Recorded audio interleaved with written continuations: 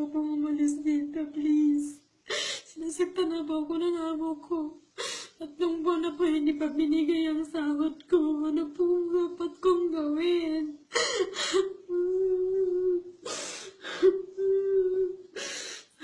Sinabi ko sa amo ko, ihatid niyo ako sa agency. Hindi naman sila pumayag. Sabi po ng amo ko, babae, bago ka namin, hindi ka namin ihatid sa agency, maghanap kami ng employer para sa'yo. Sabi ko, ayaw kong trabaho sa iba, kung ayaw niyong ibalik ako sa agency. Uuwi ako sa Philippines. Oo, ikaw iuwi sa Philippines. Hindi yun pwede. Nagsasahod kami ng malaki sa'yo, tapos ganito, ganyan na lang mangyari. Sabi niya, kahapon sinagtan ako ni Baba, sinuntok pa sa ulo, 3 beses po. Tapos si Madam po, bugbog si Ado po ako.